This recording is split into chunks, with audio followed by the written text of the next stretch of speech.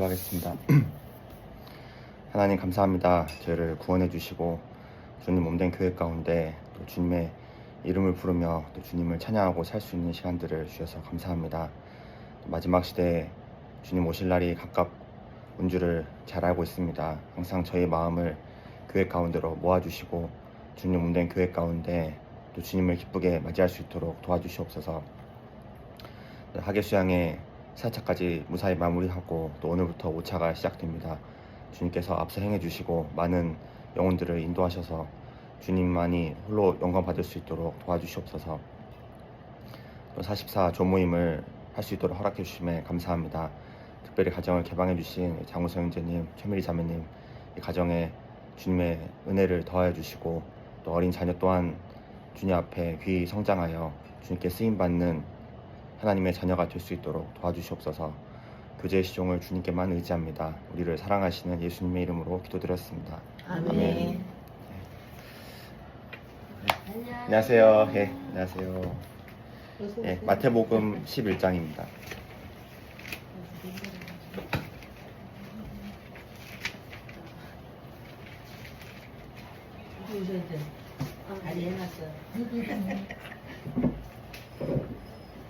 마태복음 11장 28절부터 30절까지인데요. 네,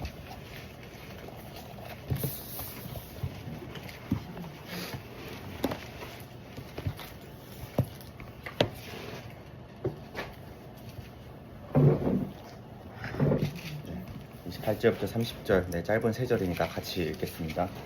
수고하고 무거운 짐진 자들아 다 내게로 오라. 내가 너희를 쉬게 하리라. 나는 마음이 온유하고 겸손하니 나의 멍에를 메고 내게 배우라. 그러면 너희 마음이 쉼을 얻으리니 이는 내 멍에는 쉽고 내 짐은 가벼움이라 하시니라. 잘 이제 아시는 말씀이고 또 많이 들어본 말씀인데 굉장히 우리 삶에 중요한 교훈을 담고 있다고 이렇게 할 수가 있겠습니다. 예수님께서는 여기 28절에 있는 것처럼 수고하고 무거운 짐진 자들을 초청을 하시고 짐을 벗기시고 그리고 29절에 멍에를 다시 메우게 하시는 분이시다. 이제 멍에를 메는 삶이라는 주제로 이렇게 좀 말씀을 드리도록 하겠습니다. 이 마태복음 11장을 이렇게 좀 앞에서부터 좀 보면요. 자, 1절부터 19절까지는 이제 침례 요한이 감옥에 갇혀 있을 때에 침례 요한이 예수님께 제자를 보내서 질문을 하는 장면이 이렇게 나옵니다.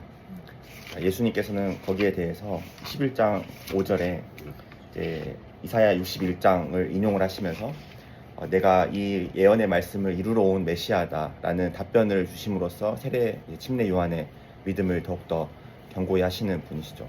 그래서 이 왕으로 오신 분이 아니라 여기 11장 5절처럼 소경을 보게 하고 안진뱅이를 걷게 하고 쭉 말씀하시면서 가난한 자에게 복음이 전파된다.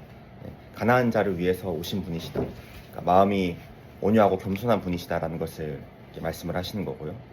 두 번째로 20절부터 쭉 보시면 회개하지 않는 이 고을들에 대해서 말씀을 하십니다.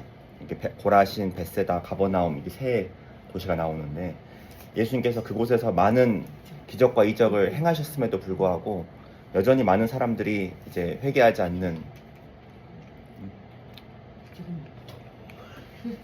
이거 드릴까요? 그래요? 네.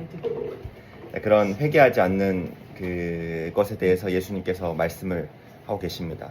그러니까 예수님께서는 모든 사람을 초청하시지만 여전히 많은 사람들이 회개하지 않는다. 이제 이걸 말씀을 하시고 사람들은 예수님의 초청을 항상 또 거절하는 그런 이제 사람들도 있다라는 겁니다. 자, 이어서 25절부터 예수님께서 이어서 이제 말씀을 하시는데 25절 후반절에 보면요. 자, 이것을 지혜롭고 슬기 있는 자들에게는 숨기시고 어린 아이들에게는 나타내심을 감사하나이다.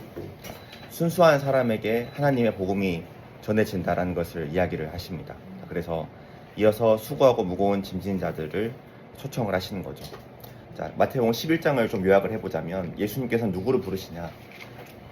찾는 사람, 침례 요한과 같이 메시아에 대해서 궁금하고 찾아보려고 노력하는 사람도 초청을 하시고, 두 번째로는 여전히 강팍한 고라신, 베세다, 가버나움 같은 그런 고을들과 같은 강팍한 사람들도 초대하신다라는 겁니다. 자, 28절에 수고하고 무거운 짐진 자들 이렇게 말씀을 좀 하시는데요. 수고하는 삶에 대해서 먼저 좀 생각을 해보도록 하겠습니다. 자, 수고한다. 그러니까 사람이 이 아담과 하와가 선악과를 먹음으로써 죄를 짓고 하나님 앞에 이제 징계를 받고 저주를 받게 됩니다.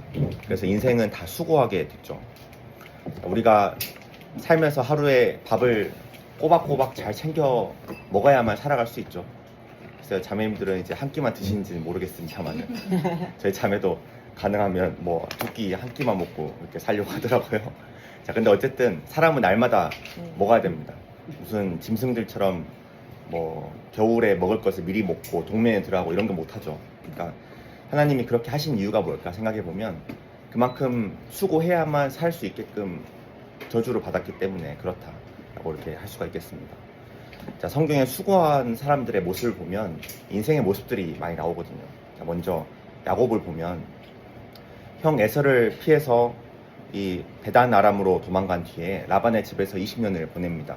자, 거기서 처음 7년은 라헬을 얻기 위해서 그렇고 나중 7년은 레아를 얻기 위해서, 나머지 6년은 자기 몫을 받기 위해서 열심히 수고를 하죠. 자, 근데 외삼촌 라반은 10번이나 품삯을 이렇게 어기면서 고생을 시킵니다. 자, 이 모습이 인생이 어떤 것을 얻기 위해서 열심히 일을 하지만 여전히 속기도 하고 수고로운 가운데 살아갈 수밖에 없는 것을 이제 이야기를 하는 거죠. 또 어떨 때는 부당하고 억울한 상황도 충분히 있다라는 것을 말씀하십니다. 자, 그래서 하나님께서 창세기 31장에 보면 내가 라반이 내게 행한 모든 것을 봤다. 하나님께서는 수고하는 모든 인생들을 보고 계신다라는 것을 여기서도 알 수가 있습니다. 자, 룻도 생각해 보면 이삭을 줍는 여인이었죠. 자, 모압 여자로서 이방에서 와가지고 그 지방에서 어쨌든 먹고 살기 위해서 이삭 줍기를 시작한 겁니다. 물론 하나님께서 그걸 통해 보아스를 만나게 하시고 또 축복의 또 그 조상으로서, 예수님의 조상으로서 또 들어가기도 하지만 어쨌든 열심히 그곳에서 이삭을 주우면서 사는 삶을 보면 이방 여인으로서 베들레헴에서 일하잖아요. 그러니까 이방인으로서 유대인들 사이에서 일한다는 거는 차별받고 또 어떤 면에서는 많은 눈총을 받기도 하고 눈치 보면서 이삭을 많이 주었을 겁니다. 자, 베드로, 야고보, 요한 예수님 만날 때 보면 내가 우리들이 밤이 맞도록 수고라 했을 때 얻은 것이 없지만은 이라고 되어 있잖아요. 그러니까 그게 무슨 말입니까? 밤이 맞도록 수고해도 진짜 얻는 게 없는 경우도 있다는 겁니다. 그러니까 인생 가운데 살면서 열심히 일을 하고 열심히 뭔가를 위해서 투자하지만 얻은 것이 실제로 없는 경우도 있을 수 있다는 것이죠. 그러니까 예수님께서도 살면서 평생 일하셨죠. 목수의 아들로 일하셨고 요한복음 5장에도 보면 내 아버지께서 이제까지 일하시니 나도 일한다. 예수님께서 30년 동안 목수의 아들로서 열심히 일을 하시고 3년 반 동안 하나님의 아들로 열심히 일하시고 그 수고의 절정은 당연하지만 십자가 위에서 이제 이루어졌다라고 할 수가 있겠습니다. 욥기서 7장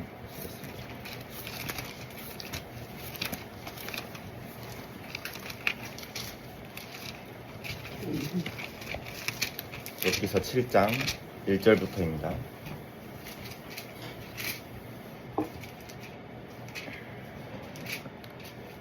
1절부터 3절까지 같이 읽겠습니다. 세상에 있는 인생에게 전쟁이 있지 아니하냐. 그날이 품꾼의 날과 같지 아니하냐.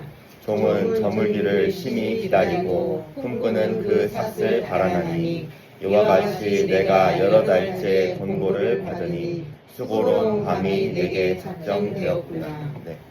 자, 세상에 있는 인생, 우리가 이제 인생 가운데 살면서 전쟁이 있지 아니하냐. 삶이 전쟁 같다라는 거죠. 삶이 전쟁 같지 않으십니까? 네. 끊임없이 싸우고 살아남아야 되는 그런 인생이라고 할 수가 있겠는데 그 날이 품꾼의 날과 같지 아니하냐. 품꾼의 날. 품꾼은 종이 품삯을 줄 때까지 눈치 보면서 계속 일하죠. 세상의 여러 것들의 눈치를 받으면서 이 눈치 보고 저 눈치 보면서 사는 게 인생의 모습이다. 종은 저물기를 심히 기다리고 품꾼은 그 삭슬 바라나니 인생의 모습이 이제 그러하다라는 거죠. 자, 이와 같이 내가 여러 달째 공고를 받으니 수고로운 밤이 내게 작정되었구나. 사람이 이런 수고로운 삶을 보내는 이유가 뭘까? 하나님을 만나게 하기 위한 것이죠. 우리가 잘 알듯이 그러한 것이 없었더라면 우리가 하나님을 찾지도 않았을 것이고 하나님을 구하지도 않았을 겁니다. 상담하면서 저도 항상 느끼지만 정말 어떤 고생을 하면서 무언가를 찾는 사람을 하나님께서는 분명히 인도를 해주시거든요. 하나님께서 절대로 찾는 사람을 그대로 내버려 두지 않고 어떤 방법으로든 구원받게 하려고 이렇게 인도하시는 것이 있다는 생각을 하게 됩니다. 본문 마태복음 11장 돌아가세요.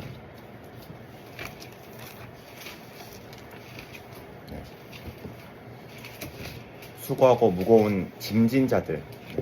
자, 수고로움에 대해서 좀 생각을 해봤고, 자, 무거운 짐에 대해서 한번 생각을 해보겠습니다. 자, 짐이 뭘까 여기서 성경대로 표현하자면 율법의 짐입니다. 죄의 짐이라고 할 수가 있겠죠. 율법의 짐. 자, 율법을 우리가 배우면서 항상 느끼는 것, 그리고 율법을 배우기 전에도 우리 마음에 양심이 있기 때문에 우리의 모습은 다 짐을 지고 가는 것과 똑같다라고 할 수가 있습니다. 자, 마태복음 23장 한번 보시면요.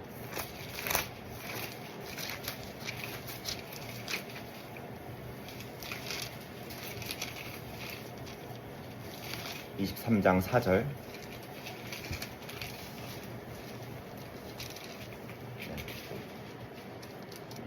4절 같이 읽겠습니다.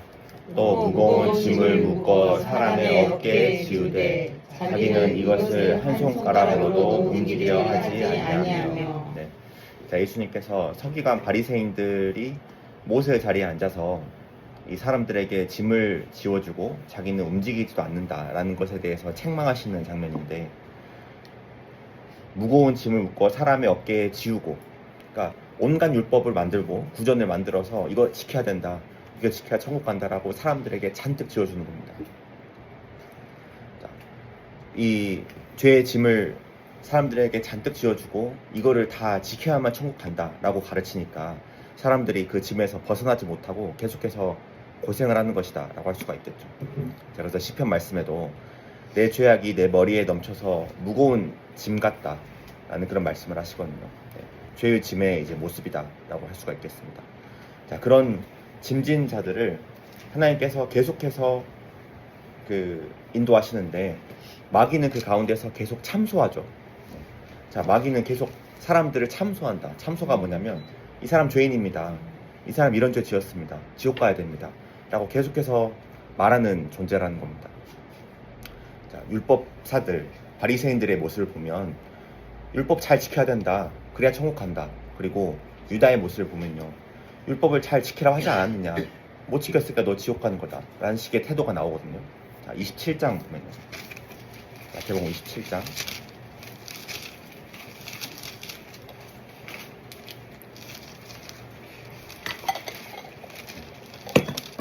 27장 3절 4절 제가 읽겠습니다. 그때 예수를 판 유다가 그의 정죄됨을 보고 스스로 뉘우쳐 그 은 30을 대제사장들과 장로들에게 도로 갖다 주며 가로되 내가 무죄한 피를 팔고 죄를 범하였도다 하니 저희가 가로되 그것이 우리에게 무슨 상관이 있느냐, 내가 당하라 하거늘. 자, 예수님께서 유다에 의해서 팔렸습니다. 자, 유다는 예수님의 제자였지만 우리가 배신자 이런 제 이미지가 있잖아요. 근데 사실 유다가 예수님을 무시하거나 예수님을 존경하지 않은 건 아니었습니다. 유다도 예수님을 존경했고 랍비라고 따랐거든요. 자, 그런데 예수님보다 돈을 더 좋아했기 때문에 결국에는 예수님을 판 겁니다. 자, 그래서 유다도 이 은 30에 예수님을 판 뒤에 스스로 뉘우친 겁니다. 자, 예수님을 싫어했다면 뉘우칠 일도 없겠죠. 그냥 싫어하는 사람 팔아버렸으니까. 근데 유다도 예수님을 존경했기 때문에 그 판 것에 대한 죄책감으로 자살을 한 겁니다. 자, 근데 보면 스스로 뉘우쳐 은 30을 도로 갖다 주면서 내가 4절에 내가 무죄한 피를 팔고 죄를 범하였도다 하니까 스스로 뉘우친 모습을 대제사장들에게 보여줬지만 제사장들이 뭐라 합니까? 우리에게 무슨 상관이 있느냐, 내가 당하라. 너가 그냥 당해라. 너가 책임을 져라. 라고 이야기를 하잖아요. 자, 내가 그러니까 죄 짓지 말라 그랬잖아. 왜 죄 짓고 이제 와서 나한테 뉘우치는 거야? 라고 이야기하는 것과 같다라는 겁니다. 자, 세상의 모든 율법을 지우는 것들, 종교들의 모습이 이러하다라는 거죠. 사람들에게 여러 가지 율법의 짐을 잔뜩 지어놓고 못 지키면, 그러니까 내가 지우라고 했잖아. 지옥문 앞에서 이야기하는 겁니다.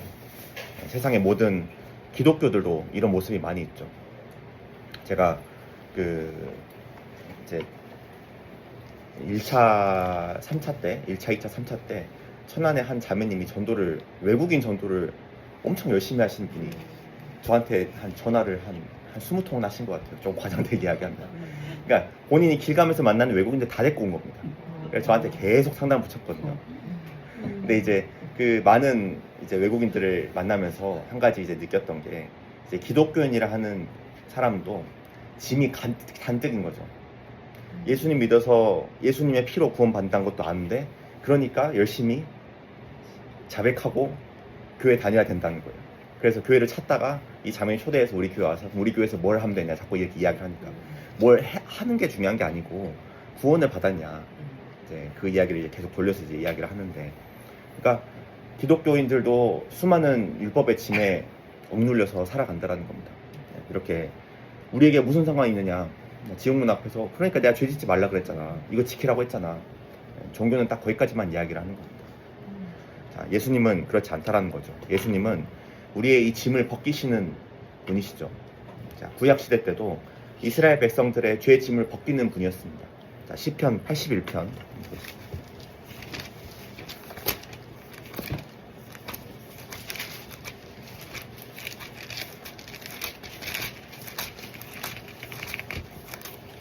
시편 81편 5절 6절.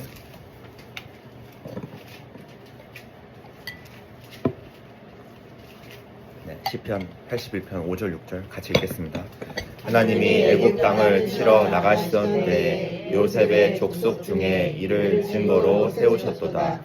거기서 내가 알지 못하던 말씀을 들었나니 이르시되 내가 그 어깨에서 짐을 벗기고 그 손에서 광주리를 놓게 하였도다. 네. 자, 400년간 애굽 땅에서 종살이를 하던 이스라엘 백성들이었습니다. 자, 그러니 400년이 지난 시점에 하나님에 대한 존재도 다 잊어버리고 사람들이 하나님에 대해서 무지했던 상태였기 때문에 5절 말씀처럼 요셉의 족속, 이스라엘 백성들이죠.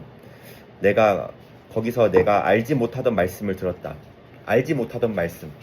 하나님이란 분이 우리의 짐을 벗기시는 분이다 라는 것을 거기서 듣고 출애굽을 한 겁니다. 자, 이르시되 내가 그 어깨에서 짐을 벗기고 그 손에서 광주를 놓게 하였도다. 애굽 사람들의 압제에서 죽기를 두려워하며 종로를 했던 그 이스라엘 백성들이 하나님께서 거기서 구원하시고 구출해 내셔가지고 그곳에서 나와서 가나안 땅으로 들어가게 되죠. 자, 오늘날 많은 구원받은 사람들의 모습이 이와 같습니다. 자, 예수님께서 당신을 위해서 죽으셨다.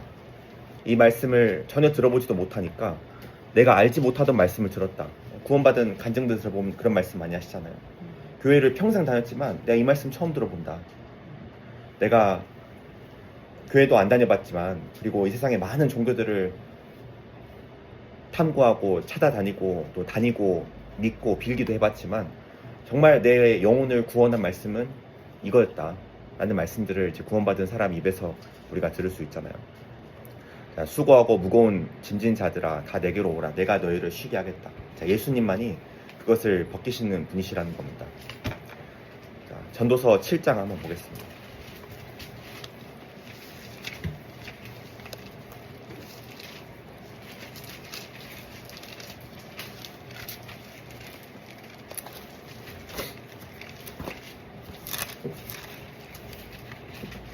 (7장) 13절.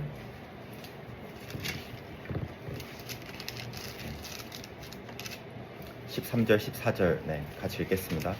하나님의 행하시는 일을 보라. 하나님이 굳게 하신 것을 누가 능히 곱게 하겠느냐. 형통한 날에는 기뻐하고 공고한 날에는 생각하라. 하나님이 이 두 가지를 병행하게 하사 사람으로 그 장래의 일을 헤아려 알지 못하게 하셨느니라. 네. 자, 짐을 벗기시는 분이시다. 제가 그 결혼하고 그런 생각을 했었습니다. 이제 제가 대학생 때 꿈꾸던 생활을 결혼 생활하고 했거든요.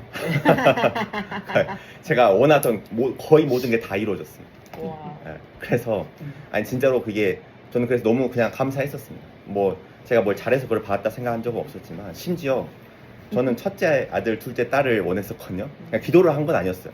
근데 진짜 그렇게 태어나니까 그냥 그냥 모든 게 이렇게 이제 좋았었습니다. 근데 제가 딱 아직도 기억나요. 둘째가 태어나고 애를 재우고, 물론 애 재우기 힘들어서 그런 생각했는지 모르겠지만 재우고 거실에 소파에 앉아서 그냥 이렇게 멍하니 있다가 그 생각해 보니까 내가 하나님께서 정말 은혜로 주신 모든 것들을 제가 누리며 살고 있는데 뭔가 마음 한켠에는 이것들 때문에 내가 행복한 건 아니구나라는 걸 또 이렇게 느껴지더라고요. 그러니까 뭐냐면 내가 뭐 사람들이 보기에는 완벽하게 다 있고, 심지어 그때 저는 코로나 때 재택근무하고 있어가지고 집에서 일했었어요. 그러니까 뭐 출근 스트레스 없고 그냥 뭐 교회에서 하는 봉사 다 하고 뭐 그냥 모든 게 그랬거든요. 근데 내가 그 마음속에 뭔가 좀 더 해야 되지 않는가? 이게 정말 사람이 다 이렇게 사나 그냥 교회 다니고 봉사하고 이렇게 원래 이렇게 사는 건가? 뭐 그런 생각을 또 한 적이 있었습니다. 그러니까 뭘 제가 뭐 부족했거나 혹은 뭐 내가 전도를 더 열심히 했었어야 됐나? 더 사람들 찾아다녀야 되나? 뭐 이런 생각도 했다가, 그러니까 이게 마음에 그런 삶을 사는 가운데서도 여기 이제 공고한 날에는 생각하라. 사실 공고하지도 않았는데 그런 생각들을 이렇게 자주 했었던 것 같아요.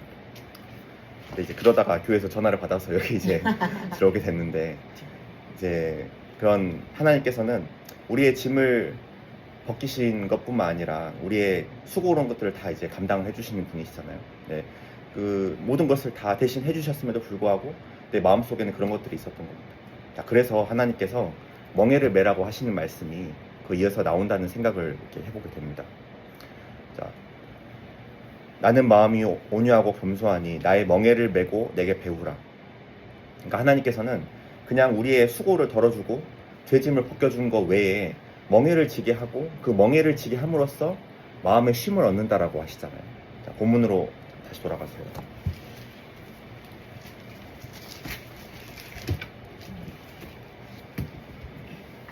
(29절) 보시면, 나는 마음이 온유하고 겸손하니 나의 멍에를 메고 내게 배우라. 그리하면 너희 마음이 쉼을 얻으리니. 자, 짐을 벗겨주시고 두 번째 벗은 사람이 해야 할 게 있다면 예수님의 멍에를 메고 예수님을 배워야 된다라고 여기서 말씀을 하시는 거거든요. 자, 멍에가 뭐냐면 이 소들에게 씌우는 겁니다. 소들한테 멍에를 씌워서 일을 시키는 거죠. 그러니까 멍에를 내가 썼다라고 하는 거는 내가 주인의 명령에 복종해서 살아가겠다라고 하는 겁니다.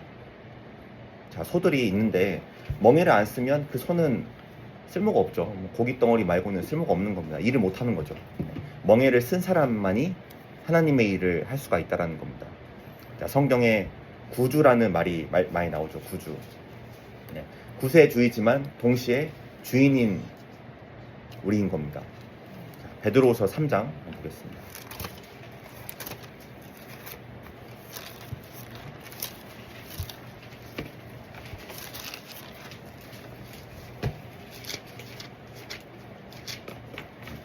베드로후서 3장 18절.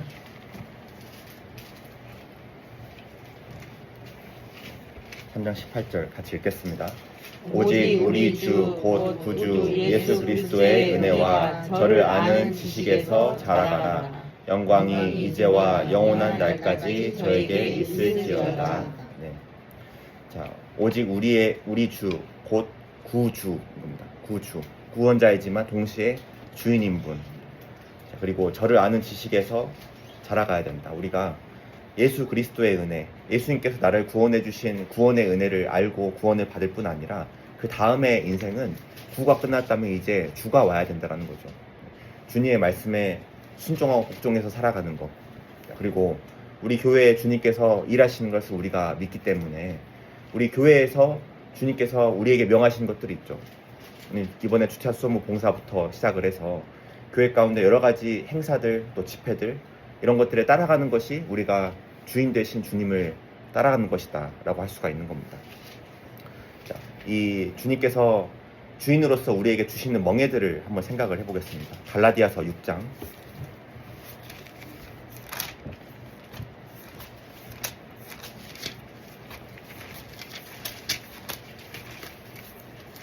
멍에가 크게 두 가지 있다라고 우리가 이렇게 할 수가 있는데요. 갈라디아서 6장 2절부터 4절까지입니다. 2절부터 5절까지 같이 읽겠습니다. 너희가 짐을 서로 지라 그리하여 그리스도의 법을 성취하라. 만일 누가 아무것도 되지 못하고 된 줄로 생각하면 스스로 속임이니라. 각각 자기의 일을 살피라. 그리하면 자랑할 것이 자기에게만 있고 남에게는 있지 아니하리니 각각 자기의 짐을 질 것임이니라.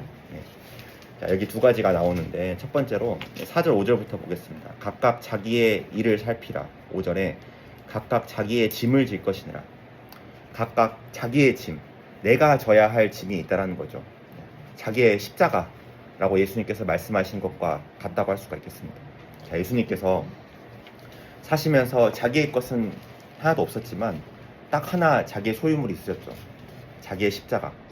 그래서 요한복음 19장에 보면 예수께서 자기의 십자가를 지시고 해골, 히브리 말로 골고다는 곳으로 올라가셨다는 말씀이 나오잖아요. 자기의 십자가를 지고 간다는 겁니다. 자, 예수님께서도 자기의 할 일이 있기 때문에 그걸 지고 골고다까지 올라가시는 거. 자, 우리에게 각각 자기의 십자가가 있다라는 것을 말씀을 하시는 거죠. 자, 십자가는 단순히 형벌의 도구가 아니라 예수님께서 지고 가셔야 될 거였다라는 것을 의미합니다. 자, 그걸 지고 가셔서 거기서 달리신 거죠. 그러니까 우리의 십자가는 예수님께서 대신 져준 그 십자가를 대신 각각 사람이 받아서 지고 가는 것이다 라고 할 수 있는 겁니다. 자, 예수님도 그 십자가 지는 걸 당연하지만 싫어하셨죠. 자, 이 잔을 내게서 지나가게 하옵소서. 겟세마네 동산에서 기도를 하시잖아요. 하지만 결국 그것을 져야 함을 알고 계셨기 때문에 그러나 내 뜻대로 마옵시고 아버지의 뜻대로 하옵소서 라고 말씀을 하시는 겁니다. 자, 우리도 각각 받은 십자가가 있는 것이죠.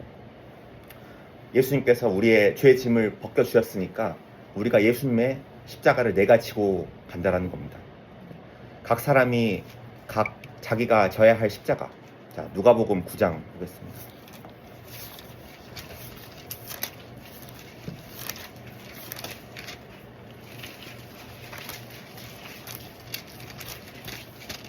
누가복음 9장 23절.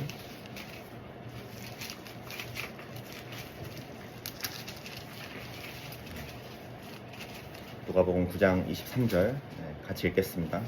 또 무리에게 이르시되 아무든지 나를 따라오려거든 자기를 부인하고 날마다 제 십자가를 지고 나를 쫓을 것입니다.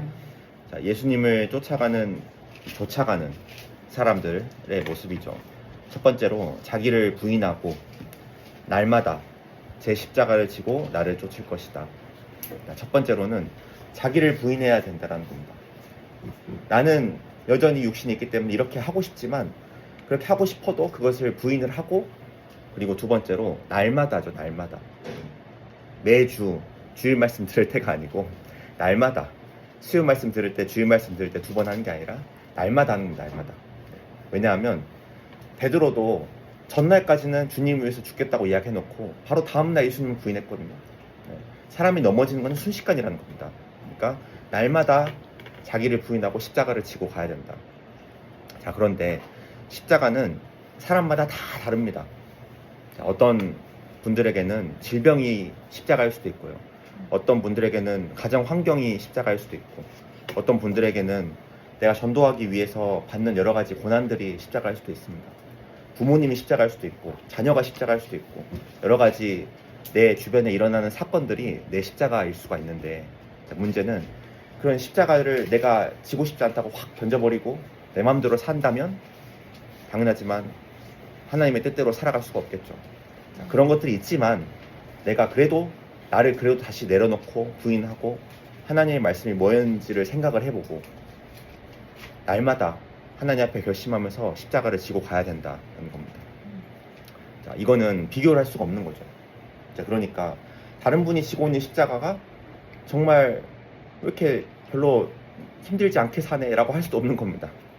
자, 교회 가운데 상대적으로 조금 여유롭게 사시는 분도 있고 그렇지 않은 분도 있잖아요. 야, 그럼 저분은 별로 십자가 안 무거운가 보다. 아니에요. 하나님께서 다 질만한 십자가를 다 무게가 다르게 지고 있는 거예요. 자, 그래서 내가 왜 이렇게 무거운 거 지고 있나? 왜 난 이렇게 크죠? 이렇게 이야기할 수도 없는 게 다 내가 할 만한 짐들을 주시고 하나님께서 나한테 이제 시키시기 때문에 그렇다라는 겁니다. 이거는 비교를 할 수가 없는 거예요. 내가 너무 글쎄요 작다고 생각하는 분들 별로 안 계실 것 같고 아무튼 많이 대부분의 경우에는 왜 나는 왜 내 것만 이렇게 고생스럽지? 왜 내 것만 이렇게 크지? 생각할 수가 있지만 하나님께서 각자 맞는 십자가를 주신 거기 때문에 이제 그렇다라는 겁니다. 자, 예레미야가 3장 그랬습니다.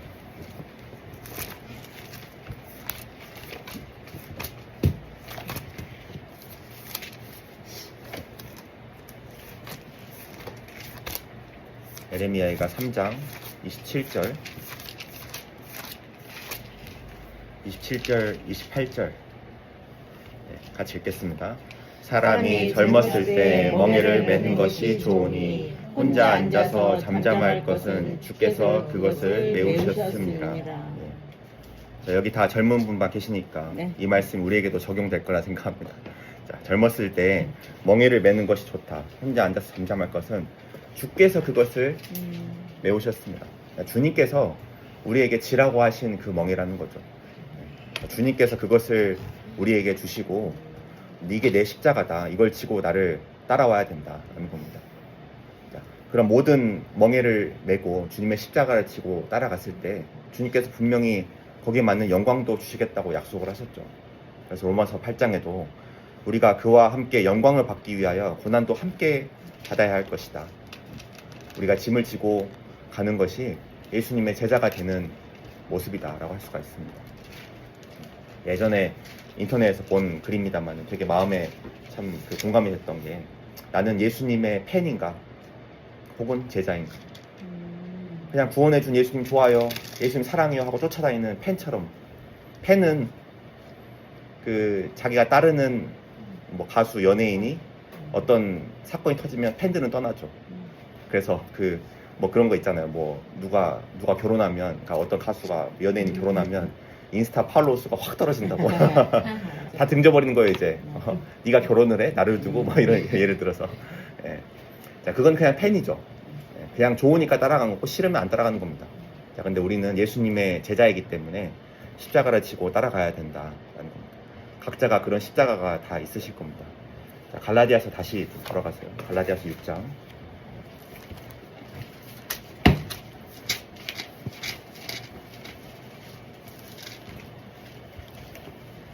4절 5절에 각각 자기의 짐, 이게 자기의 십자가 주님께서 각 사람에게 주신 이제 멍에다라고 할 수가 있고요. 자, 2절 3절에 보면 너희가 짐을 서로 지라 그리하여 그리스도의 법을 성취하라. 만일 누가 아무것도 되지 못하고 된 줄로 생각하면 스스로 속임이니라. 자, 2절에는 짐을 서로 지라 해놓고 5절에는 각각 자기의 짐을 질 것이다 라고 되어 있잖아요. 자, 이 짐과 이 짐이 다른 짐입니다. 자, 여기 5절의 짐은 이제 헬라어로 포르티온이라는 말인데 각각 자기가 지는 짐, 그 원어적인 의미가 뭐냐면 임산부가 뱃속에 배고 있는 태아입니다. 자, 자기 애는 자기가 져야 되죠. 내 애는 내 배에서 품어야 되는 겁니다. 그러니까 자기가 감당해야 될 것을 이야기를 하는 거고 여기 2절의 짐은 바로스라는 이제 짐인 건데 먼 거리를 말로 지고 가야 하는 아주 무거운 짐입니다. 그러니까 사람이 혼자서는 들 수 있는 게 아니고 다른 사람과 같이 졌을 때만 움직일 수 있는 그런 짐들을 이제 의미를 하는 거거든요. 우리가 교회 가운데 내가 져야 할 짐이 있는 것이고 같이 져야 할 짐이 있다는 것을 여기서 의미하는 겁니다.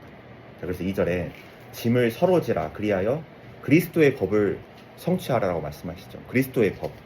자, 예수님께서 새로운 법을 주셨죠. 새 계명. 서로 사랑하라. 맞죠? 요한복음 13장 보겠습니다.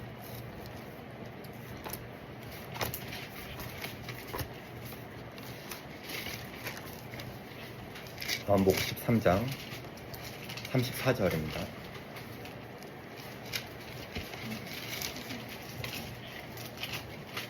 우리가 같이 져야 할 짐이 있다면 서로 사랑하는 이제 짐이다라고 할 수가 있습니다. 요한복음 13장 34절 같이 읽겠습니다. 새 계명을 너희에게 주노니 서로 사랑하라. 내가 너희를 사랑한 것 같이 너희도 서로 사랑하라. 네. 이게 그리스도의 법을 성취하는 것이다 라고 할 수가 있습니다. 자, 예수님께서 율법을 폐하려 온 게 아니고 완전케 하려 오셨다 하셨죠. 자, 완전케 하시고 끝내시고 새로운 계명을 주셨다는 겁니다.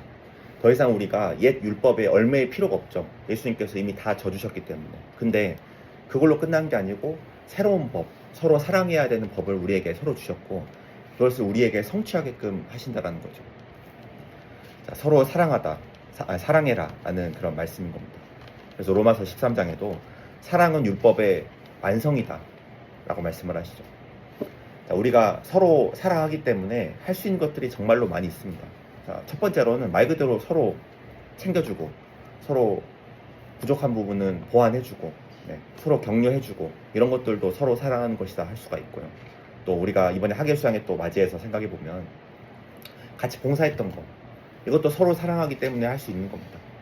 자, 물론 교회 가운데 하나님께서 주신 내 일이라고 생각하기 때문에 우리가 또 봉사하고 이것도 저것도 했지만 결국 우리가 서로 사랑하기 때문에 그 봉사를 한 거죠.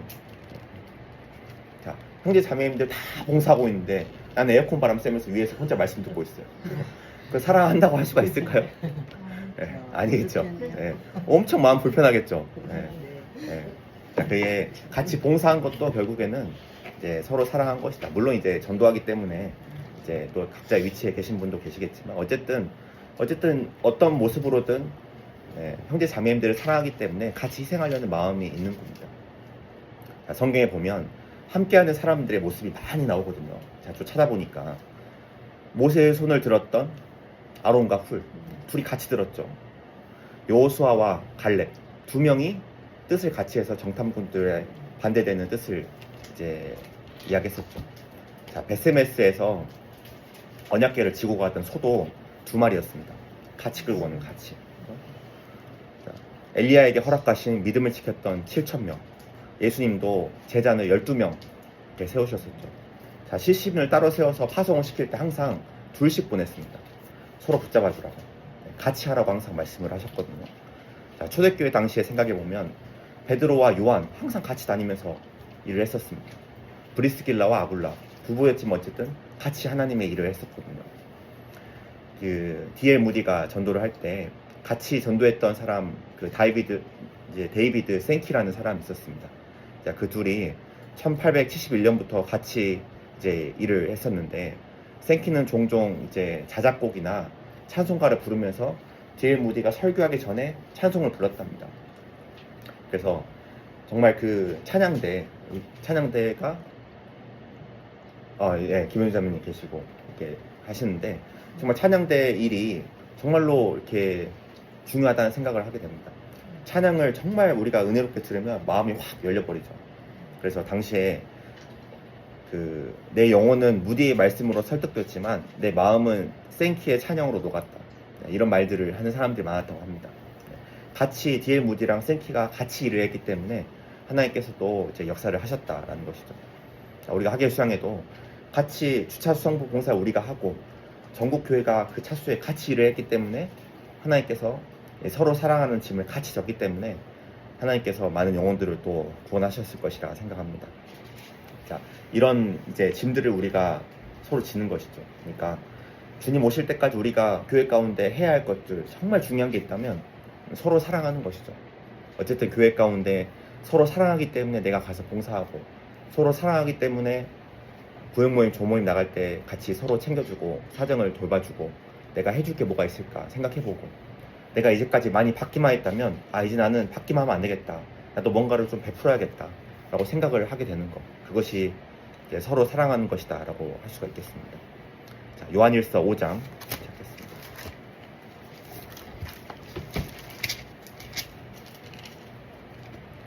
요한일서 5장 3절입니다.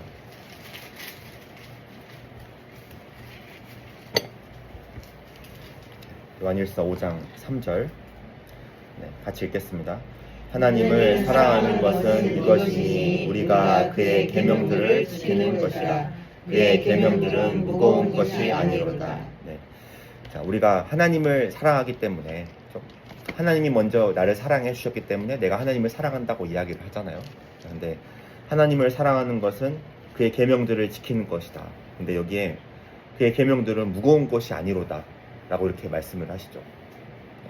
자, 멍에를 질 때, 고대 시대 때 멍에를 질 때는 항상 소 2마리를 같이 이렇게 지게 했답니다. 그러니까 소가 2마리 있으면 2배의 힘이 아니라 몇 배의 힘을 더 낼 수가 있다고 하거든요. 자, 약한 소가 있으면 강한 소가 그걸 끌어주는 겁니다. 그리고 약한 소는 강한 소를 도와서 같이 일을 이렇게 하는 것이거든요. 그러니까 하나님께서 우리에게 많은 멍에를 메어주시는데 사실은 하나님께서 나와 함께 해주시기 때문에 우리가 이것들을 다 할 수가 있는 것이죠. 자, 우리 마음속에 하나님의 사랑이 전혀 감동되지도 않은 채 봉사를 한다고 한번 해보죠. 그러면 오랫동안 할 수가 있을까요? 네, 못하겠죠. 네. 하나님께서 우리가 항상 어떤 일을 감당을 할 때 하나님께서 함께 해주시기 때문에 우리가 할 수 있을 것이라고 생각을 합니다. 제 스스로를 봐도 그렇습니다. 처음에 전화 받았을 때 진짜 당황스럽긴 했지만 주님께서 함께 하시기 때문에 저는 이 일을 다 감당하고 있다고 생각을 하거든요.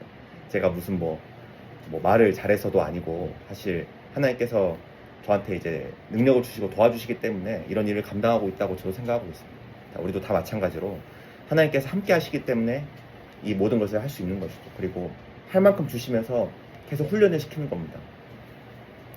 자녀를 기르면서 이렇게 참 중요하다고 최근에 또 느껴지는 게 뭐냐면, 이제 키우신 분들은 다 공감하시겠지만 애들한테 할 수 있는 것들을 계속 시켜야 된다는 생각을 이렇게 해보게 돼요. 요즘에 그 현직 교사들 말 들어보면 애들이 뭐 조금만 못해도 선생님 이거 어떻게 해요? 저희가 할 줄 모르는데요. 이렇게 항상 분반이 아니죠. 담임 선생님께 뭐 좀 못하겠으면 그냥 와서 못하겠다고 이야기해버린다는 거죠. 그러니까 충분히 중고등학생들이 할 수 있는 일들조차 애들이 못한다고 이렇게 하더라고요. 그래서 애들한테 뭐 예를 들어서 장난감 정리하는 것부터 시작해서 가서 물 한 컵 떠오라는 것부터, 그러니까 이게 부모의 심부름을 계속 이제 하면서 할 수 있는 일들을 이렇게 좀 넓혀줘야겠다. 이게 참 중요하다는 생각을 최근에 또 이렇게 해보게 됐었는데요. 자, 아무튼 하나님께서는 함께 해주시기도 하지만 우리에게도 할 만큼 지게 하시면서 이 말씀이 맞다라는 것을 우리에게 상기시킵니다. 그의 계명들은 무거운 게 아니다. 우리가 할 수 있을 만큼 시킨다라는 것이죠. 자, 시편 68편 보겠습니다. 시편 68편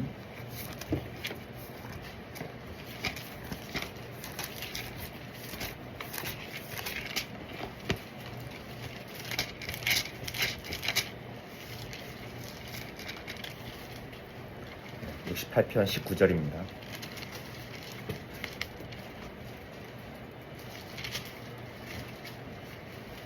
시편 68편 19절 같이 읽겠습니다.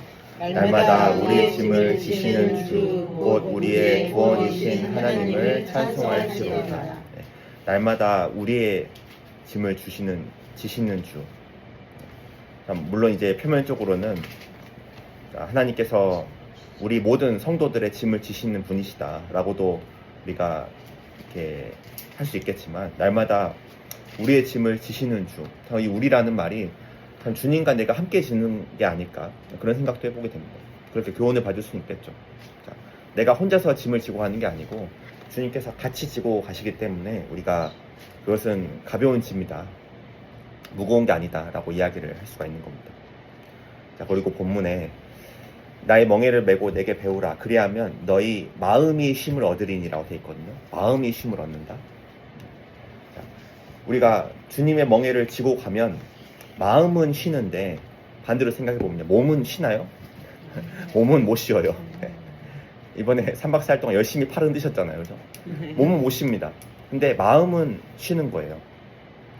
우리가 주님의 멍에를 메고 가는 것은 사실은 육체적으로는 굉장히 고되고 힘든 일일 수밖에 없습니다. 교회에 사는 봉사 이외에도 주님께서 나한테 개인적으로 맡기신 짐만 생각해봐도 생각 같아서는 다 버려버리고 도망가고 싶은 일들도 분명히 있을 겁니다. 고된 일이거든요. 근데 그것을 주님을 생각하고 지고 따라가면 마음이 쉼을 얻는다는 거죠. 마음 가운데 평안이 있다는 겁니다. 자, 그런 것들이 있기 때문에 사실은 내가 세상 풍파 속에 날아가지 않는 거예요. 짐이 그런 예화가 있죠. 십자가가 너무 무거워서 지고 갔는데 너무 애를 먹은 한 사람이 주님께 왜 이렇게 무겁냐, 내 짐을 왜 이렇게 지고 가기 힘드냐고 이야기하니까 주위를 한번 살펴봐라. 태풍이 불고 바람 불어서 모든 게 다 날아가고 없어지고 있는데 그 십자가 지고 있으니까 내가 그 자리에 떠나지 않고 그 자리를 지키고 있는 거다 라고 이제 하셨다는 예화가 이렇게 있습니다. 그러니까 십자가가 무거우면 무거울수록 뭘 생각해야 되냐면 이거 무거우니까 내가 세상에 떠밀려가지 않고 살아가고 있다라는 거죠. 그래서 교회 가운데 이런 봉사도 하고 저런 봉사도 하고 내 삶을 거룩하게 지켜갈 수가 있는 겁니다. 자, 베드로전서 4장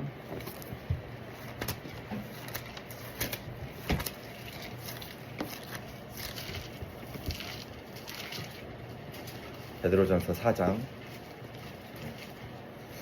1절 2절입니다. 베드로전서 4장 1절 2절 같이 읽겠습니다. 그리스도께서 이미 육체의 고난을 받으셨으니 너희도 같은 마음으로 갑옷을 삼으라. 이는 육체의 고난을 받은 자가 죄를 그쳤음이니 그 후로는 다시 사람의 정욕을 좇지 않고 오직 하나님의 뜻을 좇아 육체의 남은 때를 살게 하려 합니다.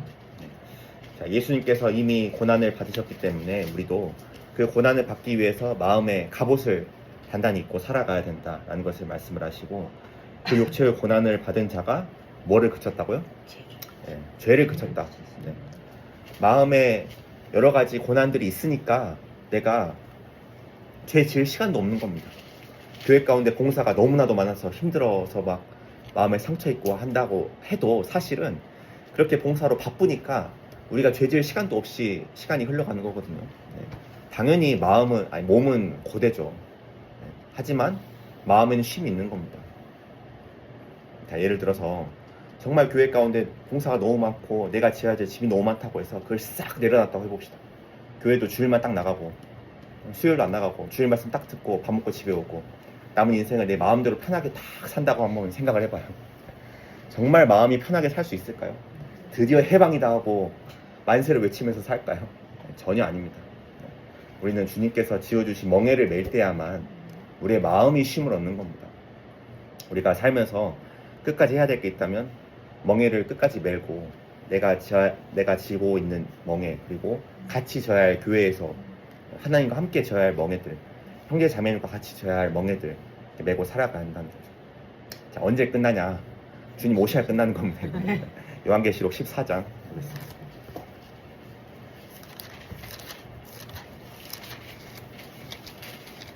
요한계시록 14장 13절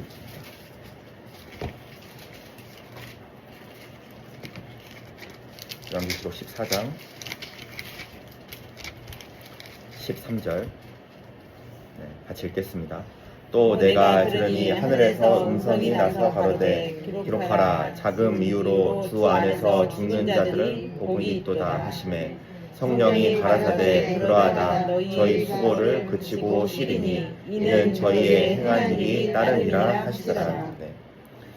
자, 마지막에 주님 앞에 갔을 때 주 안에서 죽는 자들은 복이 있도다. 물론 우리들의 또 대부분은 주님 오신 것을 또 보겠지만요.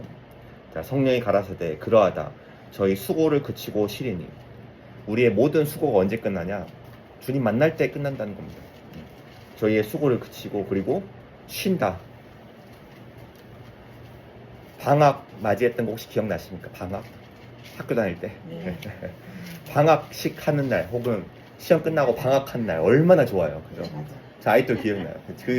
아무튼 방학을 정말 만끽하려고 그 방학을 맞이하는 기쁨을 극대화시키려고 더 열심히 공부하려고도 했던 것 같아요. 내가 고생을 한 만큼 시험 딱 끝나면 얼마나 좋을까. 그죠?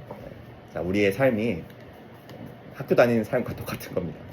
해야 할 것들이 아직 많고 져야 할 멍에들도 아직 너무 많습니다. 근데 방학이 딱 되면 쉬었을 때 그 큰 기쁨을 우리는 기억하고 있는데 영원한 방학인 거죠. 영원한 방학이 곧 이제 오는 것인데, 그냥 쉬는 것뿐만 아니라 이제 13절 끝에 보면 이는 저희의 행한 일이 따름이다. 따름이라. 자, 행한 일이 따름이다. 이게 뭐냐면 우리가 했던, 주님을 위해서 졌던 모든 일들이 나를 따라온다라는 거예요. 상급으로 갚아주신다는 이야기입니다. 자, 행했던 모든 일들은 이 세상에 놓고 가는 게 아니고 그걸 그대로 가지고 하나님 앞에 따라가는 겁니다. 그러니까 그게 내 상급이 돼서 하나님 앞에 내 영광이 되고 또 주님께도 영광이 되는 그런 일들이 일어난다는 것이죠. 자, 우리가 멍에를 졌던 모든 일들은 다 우리를 따라옵니다. 주님 앞에 갔을 때 하나도 없어지지 않고 다 우리의 보물이 되고 우리의 상급이 돼서 우리가 주님을 또 찬송하며 사는 일들이 금방 올 겁니다. 그러니까 열심히 멍에를 지고 살아가야겠죠. 네, 마치도록 하겠습니다.